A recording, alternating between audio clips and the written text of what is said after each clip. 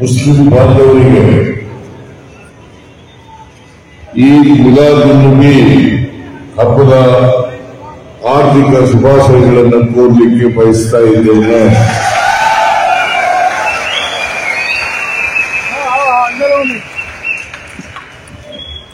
ಬಹಳ ಸಂತೋಷದ ವಿಚಾರ. ಜಮೀರ್ ಅಹಮದ್ ಖಾನ್ ಹೇಳಿದರು, ಈ ವರ್ಷ ವಿಶೇಷವಾಗಿ ಈ ಹಬ್ಬವನ್ನು ಆಚರಣೆ ಮಾಡ್ತಾ ಇದ್ದೀವಿ. ನೀವು ಬರಲೇಬೇಕು ಅಂತೇಳಿ ಹೇಳಿದ್ರು. ಎಲ್ಲರೂ ಒಟ್ಟುಗೂಡಿ ಈ ಹಬ್ಬವನ್ನು ಆಚರಣೆ ಮಾಡ್ತಾ ಇರೋದ್ರಿಂದ ನೀವು ಬರಲೇಬೇಕು ಅಂತೇಳಿ ಒತ್ತಾಯವನ್ನು ಮಾಡಿದ್ರು. ಹಾಗಾಗಿ ಇಂತಹ ಬೃಹತ್ ಸಭೆಯಲ್ಲಿ ನಿಮ್ಮನ್ನೆಲ್ಲ ಉದ್ದೇಶಿಸಿ ಭಾಷಣ ಮಾಡತಕ್ಕಂಥ ಅವಕಾಶ ಸಿಕ್ಕಿದೆ. ಅದಕ್ಕಾಗಿ ನಾನು ಈ ಸಂಘಟನೆಗಳಿಗೆ ಧನ್ಯವಾದಗಳನ್ನು.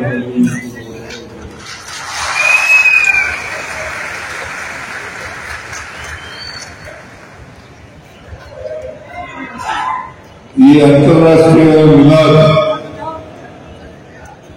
ಸಮ್ಮೇಳನವನ್ನ ಉದ್ಘಾಟನೆ ಮಾಡಬೇಕು ಅಂತೇಳಿ ಹೇಳಿದ್ದಾರೆ. ಇದನ್ನ ಅತ್ಯಂತ ಸಂತೋಷದಿಂದ ಉದ್ಘಾಟನೆಯನ್ನ ಮಾಡಿದ್ದೇನೆ ಅಂತಕ್ಕಂಥ ಮಾತುಗಳನ್ನ ಹೇಳಲಿಕ್ಕೆ ಬಯಸ್ತಾ ಇದ್ದೇನೆ.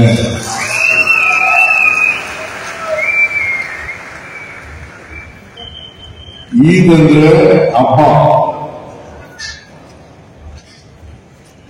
ಮಿಲಾದುನ್ನಬಿ ಅಂದರೆ ಪ್ರವಾದಿ ಮೊಹಮ್ಮದ್ ಅವರ ಹುಟ್ಟಿದ ದಿನ ಎಂದರ್ಥ.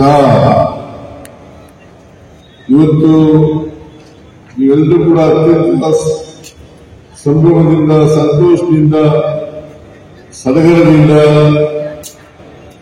ಮೊಹಮ್ಮದ್ ಪ್ರವಾದಿಯವರ ಹುಟ್ಟಿದ ದಿನವನ್ನು ಆಚರಣೆ ಮಾಡ್ತಾ ಇದ್ದೀರಿ. ನಾನು ಕೂಡ ಈ ಹುಟ್ಟಿದ ದಿನ ಕಾರ್ಯಕ್ರಮದಲ್ಲಿ ಭಾಗವಹಿಸಿ ಅವರಿಗೆ ಗೌರವವನ್ನು ಸಲ್ಲಿಸತಕ್ಕಂಥ ಕೆಲಸವನ್ನ ಮಾಡ್ತಾ ಇದ್ದೇನೆ ಅಂತಕ್ಕಂಥ ಮಾತುಗಳನ್ನು ಹೇಳಲಿಕ್ಕೆ ಬಯಸ್ತಾ ಇದ್ದೇನೆ. ಒಂದು ಅಂದಾಜಿನ ಪ್ರಕಾರ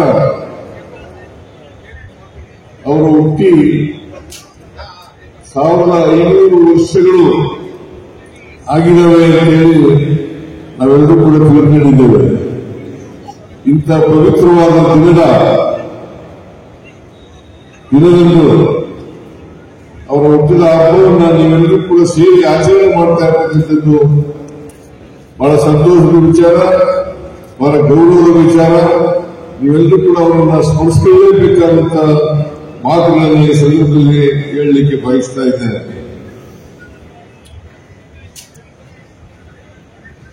ಮಾನವ ಇತಿಹಾಸದಲ್ಲಿ ಪ್ರವಾದಿಯವರ ಬೋಧನೆಗಳು ಅನೇಕ ಕ್ರಾಂತಿಕಾರಕ ಬದಲಾವಣೆಗಳನ್ನ ಸಮಾಜದಲ್ಲಿ ಮಾಡಿದ್ದಾವೆ ಅಂತಕ್ಕಂಥ ಮಾತುಗಳನ್ನು ಹೇಳಲಿಕ್ಕೆ ಬಯಸ್ತಾ ಇದ್ದೇನೆ. ಪ್ರವಾದಿಗಳು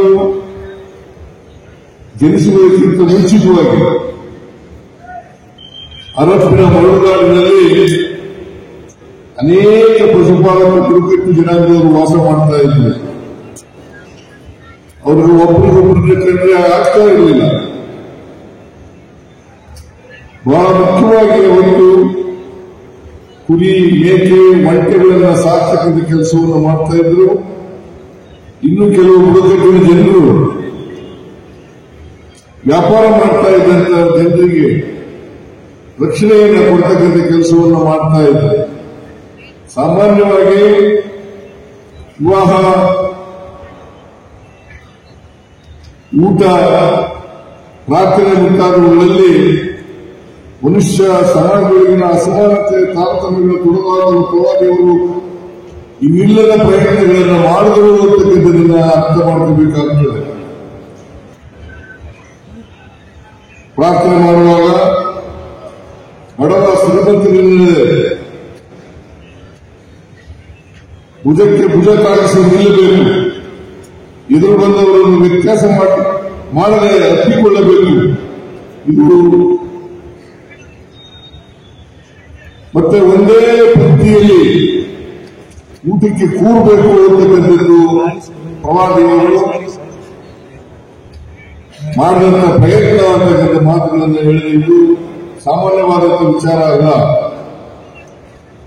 ಎಲ್ಲರನ್ನೂ ಕೂಡ ಒಟ್ಟುಗೂಡಿಸ್ತಕ್ಕಂಥದ್ದು, ಒಂದೇ ವೇದಿಕೆಯಲ್ಲಿ ಪ್ರಾರ್ಥನೆ ಮಾಡ್ತಕ್ಕಂಥದ್ದು, ಒಟ್ಟಿಗೆ ಕೂತು ಊಟ ಮಾಡ್ತಕ್ಕಂಥದ್ದು, ಪರಸ್ಪರ ಎದುರು ಬಂದವರನ್ನ ಅಪ್ಪಿಕೊಳ್ತಕ್ಕಂಥದ್ದು ಇದೆಯಲ್ಲ, ಇದು ಮಾನವೀಯತೆಯ ಲಕ್ಷಣ ಅಂತಕ್ಕಂಥ ಮಾತುಗಳನ್ನು ಹೇಳಲಿಕ್ಕೆ ಬಯಸ್ತೇನೆ. ಒಂದು ಕಡೆ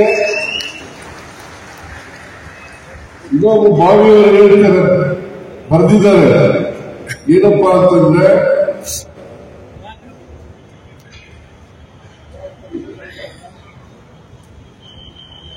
ಇನ್ನೊಬ್ಬ ಭಾಗವರು ಹೇಳ್ತಾ ಇರ್ತಕ್ಕಂಥ ವಿಚಾರ ಏನು ಅಂತಂದ್ರೆ,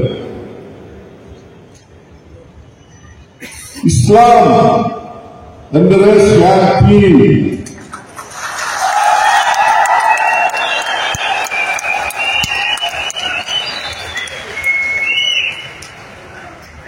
ಮೊಹಮ್ಮದ್ ಪ್ರವಾದಿ ಅಂದ್ರೆ ಶಾಂತಿ ದೂತ.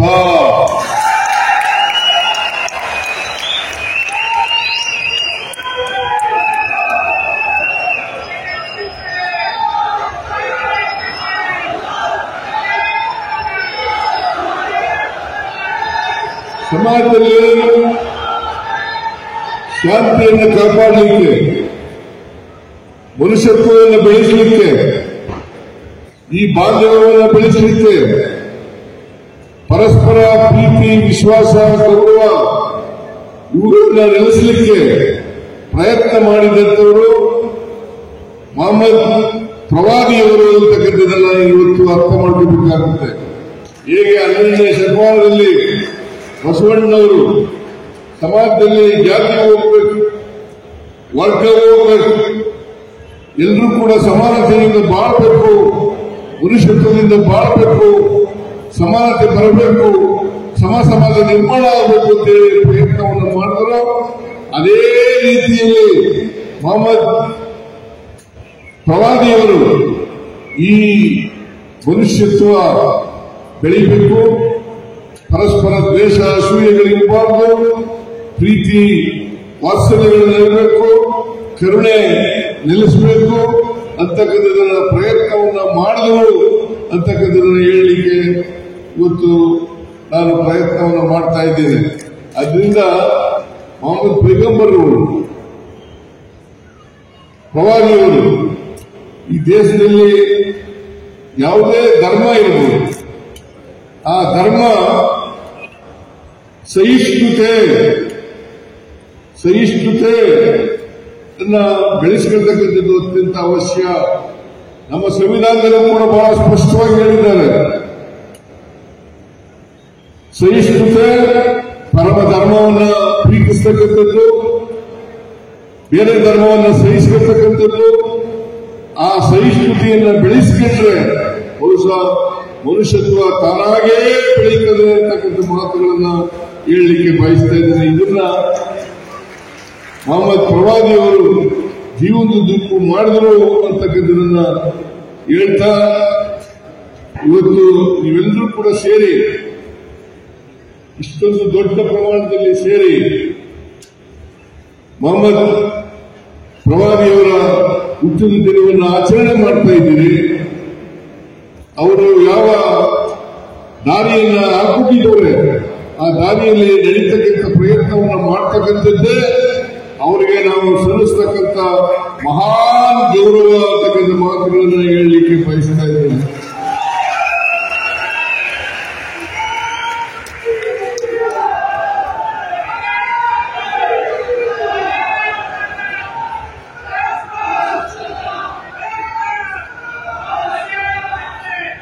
ಇವತ್ತಿನ ದಿನ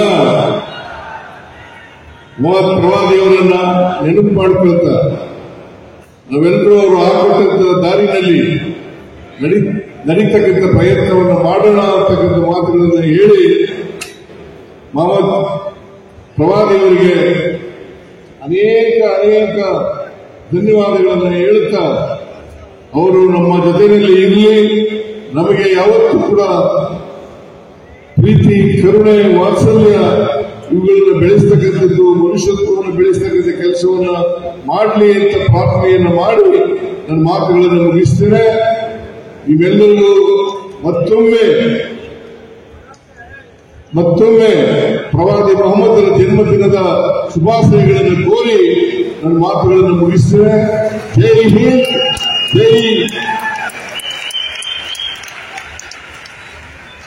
ಜೈ ಕರ್ನಾಟಕ, ಜೈ ಹಿಂದೂ ಮುಸಲ್ಮಾನ್. ನಿಮ್ಮೆಲ್ಲರಿಗೂ ನಮಸ್ಕಾರ.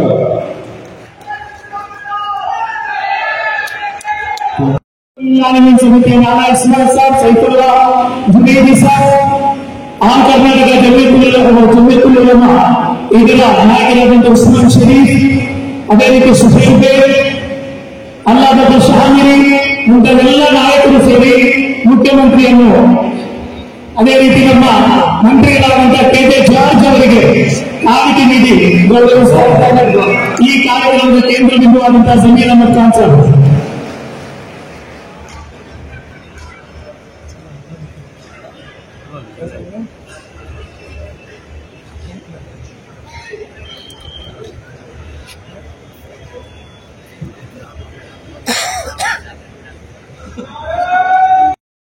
God to witness the great fame and the great visionary presence of our Chief Minister of Karnataka, Sri Siddaramaiah, and honorable presence of Janab P.S. Zamir Ahmed Khan, Cabinet Minister for Housing and Waqf, and many of visionary presence in this grand celebration. Thank you all.